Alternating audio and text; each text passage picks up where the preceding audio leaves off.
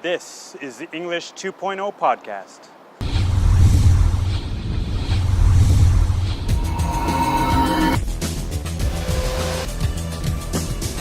Communicate globally. Raise your level.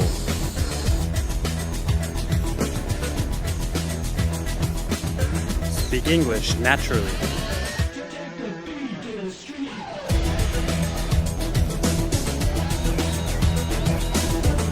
Hello and welcome to episode 23 of the English 2.0 podcast, a podcast where we go beyond the words and phrases and we talk about things like how to become a more natural English speaker. We talk about how to be a more fluent speaker and how to raise your level much, much faster than you could ever imagine. My name is Al. Thank you for joining us today. If you are a first-time viewer of the podcast, welcome. And if you are a regular viewer / listener of the English 2.0 podcast, Happy New Year, first of all. I know it's March already, but thank you for tuning in.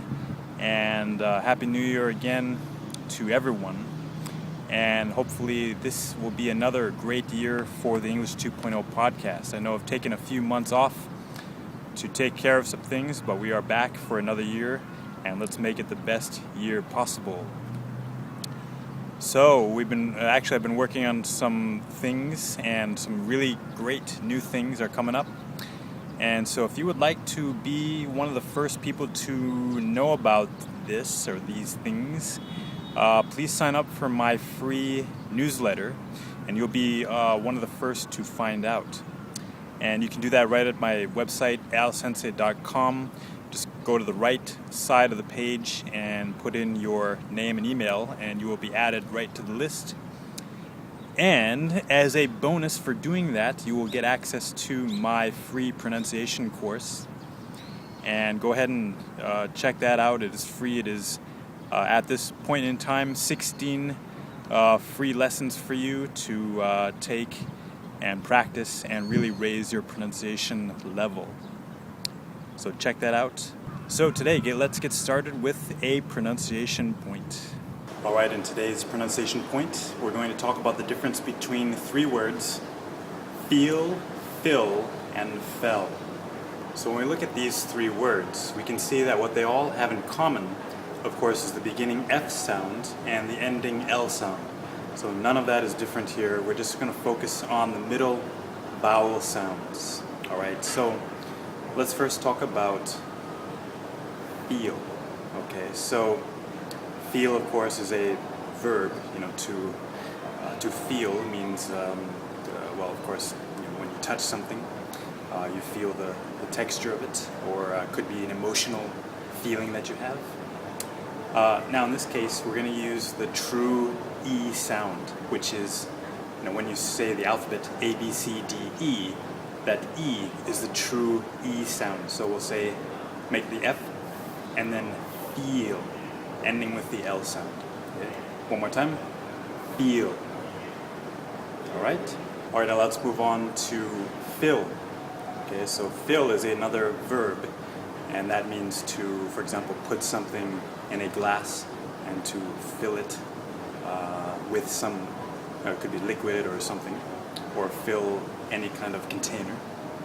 Now, in this case, we're going to use the flat I sound. Okay, so that is the I sound. All right, so please listen and repeat after me. Fill. Fill. All right, good. Now, the difference between feel and fill is we're going to relax our throat just a little bit. Okay, so feel, when you say feel, it should feel tight here in your throat. When you say fill, it should be more relaxed in your throat. That's the difference.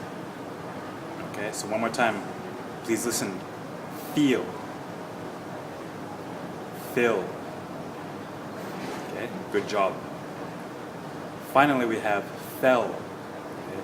Now, fell, of course, is the past tense for fall. And fell is going to use the flat E sound.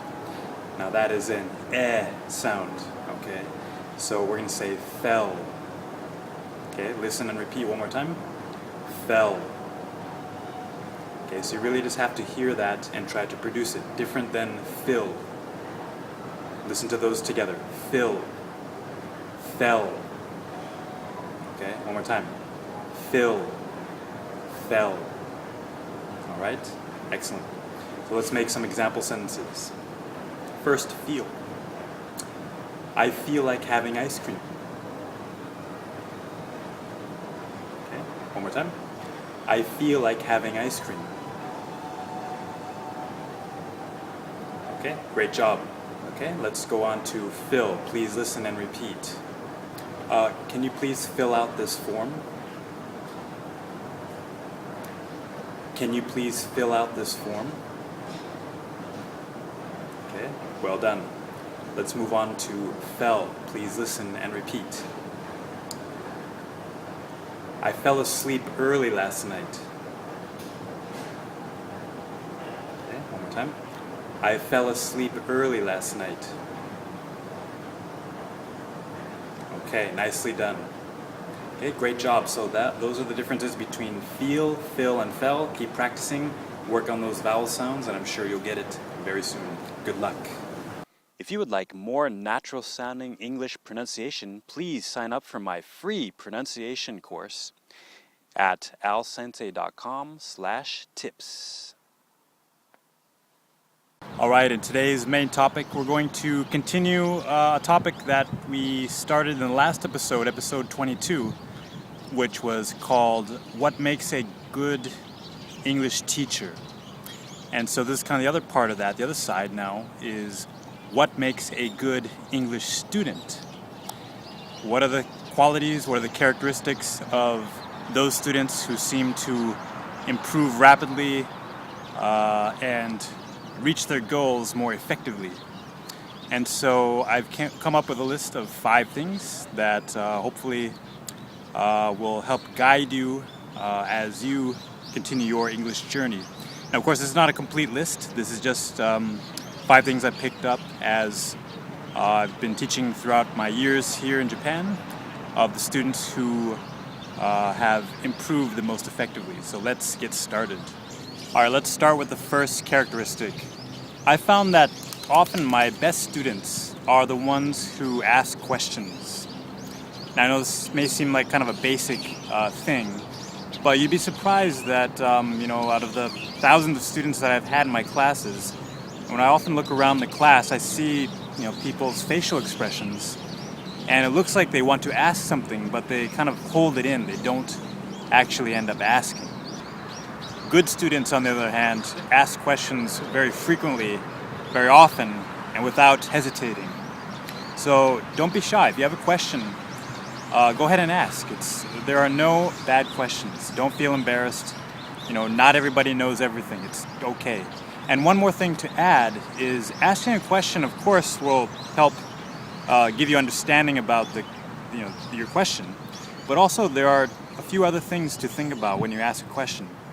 One is that when you ask a question, your teacher will notice that you are really interested in learning. This is very important. Number 2 is that the teacher will see that you are willing to challenge your mind, challenge your way of thinking. And so these 2 things are really important because when the teacher sees these things, it's very likely that they will become very interested in teaching you and will give you more in return than just answering the question. And trust me, that'll pay you back a lot as you go on in your class or in your private lessons. So ask questions and you will see more results, more benefits than you could imagine. Don't be afraid.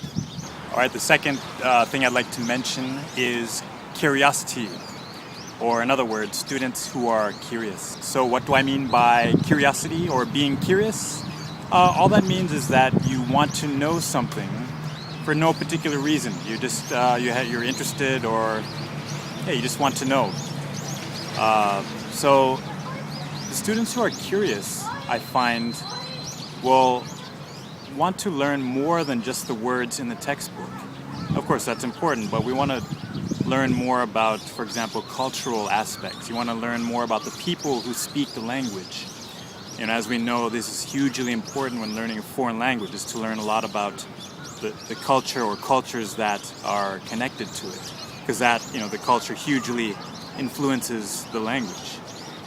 So be curious about the people, be curious about the culture, be curious about anything, the words, the phrases, everything. And that'll hopefully spark you to ask some questions and learn more. All right, let's move on to item number 3 on the list of what makes a good student of English. Item number 3 are students who take risks. Students who take risks. Of course, in order to take a risk, you have to overcome your fear. And now this is a huge problem for many students, especially here in Japan. But I'm sure it affects students across the world. Everyone, not only students of English, students of anything. Anything where you have to produce or output and show yourself in public, so to speak. So, of course, that's always risky. Now, the benefits, of course, are that you will improve you will improve much faster. The reason is because, as I mentioned before, when you take a risk and if you fail, well, that's just part of the learning process. And the good students understand this and will start making mistakes faster and faster, and they won't even care about it anymore. So you just got to get used to it. Take risks, make mistakes, that's fine, and you will learn faster and faster, and you will reach that point of success much, much quicker. So go ahead and take risks. Don't worry about being embarrassed. If you like, please check out my other podcasts. I think it's episode 13, where I talk about the fears of English. Check that out for more on this topic. But don't be afraid. Go out there, take some risks, and improve much, much faster. All right, the fourth thing I'd like to mention today about some of my best students are students who apply the learning. All right, so good students always apply their learning usually as quickly as possible, right after they learn it. Okay, so if you have a class or you're taking lessons or whatever, however you learn, you input and then output. Okay, those two functions. Okay, when you input, you learn something new, and then output is when you apply that learning. So a lot of people will learn new vocabulary, new phrases, and never apply it, or at least they won't apply it in a timely way, and they'll forget everything they've learned. Okay, so when you learn something new, be sure to apply it. Be sure to try to output, speak it or write it as soon as possible. And when you do that, you'll test it. You'll see right away if it works or doesn't work. You'll get feedback from the listener or the situation that you're using it in, and note that feedback. Note, what was the reaction? Was it a positive reaction? Was it a negative reaction? Anyway, you're going to learn from that experience, okay? So don't be afraid. Go ahead and apply your learning as soon as possible. Right when you learn it, try to apply it on the next opportunity. All right, speaking of opportunity, let's move on to number 5, which is students who create and use opportunities. All right, so as you know by now, here in Japan, I always hear the complaint or the comment that it's too hard to find opportunities to use English. There aren't any opportunities. So yes, that is actually quite false, that I found with some of my best students, good students of English. So you gotta, first of all, get rid of that attitude and understand that it's just not true, because there are many students who are finding and creating opportunities themselves, or using ones that already exist. This will take a little more creativity, but if you just think about it and try to, as we say, think outside the box, be very creative. There are ways that you can find and create and use opportunities to speak English. Okay, I've listed a lot of them in episode number 6, I believe. So go ahead and check that one out for more. But just very quickly, you could start a language exchange with someone, find a language exchange partner. You could join a club. One good resource is meetup.com. You can find local groups in your area that meet not only for English, but any kind of topic. Hopefully there'll be foreigners there that will want to meet you and discuss the topic they're interested in. Those are just three quick things. You could give tours in your hometown. If you live in a place that has tourists, give tours of certain famous attractions in your hometown. I don't know. These are just some things that are on my mind. Okay, so I leave it up to you to be creative, and once you recognize these opportunities, be sure to use them. Okay? Don't let them waste. And you'll see that the best students are the ones who use and take advantage of these opportunities to speak and practice English. So go ahead and give that a shot, and you'll see results very quickly. So to recap, what I found in my experience of about 13 years now of teaching English, the most effective and really good students are the ones who, number one, ask questions. Number two, students who are curious. Number three, students who take risks. Number four, students who apply the learning. And number five, students who create and use opportunities. All right, so there you have it. Those are my five characteristics of good students of English. What do you think? Do you have any other things to add to the list? If you do, please comment in the section down below, and I'd be happy to hear from you. I'd love to hear from you. So just leave a comment below. What makes a good English student? And please share your ideas in the comments down below. And before we go, did you note the common theme among the 5 items? Well, they all have to do with being proactive. And I've talked about that a lot, so I won't talk about it now. But be proactive, get out there, and you will make a difference in your English learning quickly. So go ahead and do that. That is, all 5 of those are your action steps for this episode. So those are the 5 things that make a good English student. Alright, in today's English 2.0 quick tip, how would you like a tip, a lesson, or an assignment delivered to your email inbox to every day? Well, I've got just the site for you, and it is called yearoфenglish.com. So I'm going to go to that right here. And this will take you to the yearoфenglish.com homepage. And you just scroll down until you see this box right here in the middle. And you'll commit to becoming fluent this year. And as it says, you'll get a free lesson, study tip, or assignment sent to you every day in 2013. So all you have to do is enter your email right here in the box and click on Get Started, and that'll get you set up for that, and that'll be delivered to you every day. It is completely automated, and you'll receive that in your inbox every day for the rest of the year 2013. Give that a shot, and I think you will enjoy it. That is today's English 2.0 quick tip. Well, we are out of time for today, so thank you again so much for watching. If you have a question or a possible topic that you would like to see on the future episodes of the English 2.0 podcast, please anytime feel free to email me, ask@lsensei.com, and I would love to hear from you.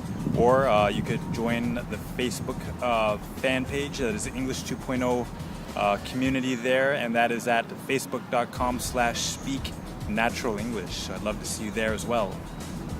Thank you again so much for watching, and just remember that English 2.0 is a mindset. It is the new way of learning. It is the mindset of success, and it is the mindset of just having fun with your learning. So, go out there and do it. Go out there, have fun with your learning. If it's not fun, then why are you learning? So go out there, and make a difference. And don't be average, be excellent. Everyone, be excellent. And that's what English 2.0 is all about. Thanks for watching. I look forward to seeing you next time.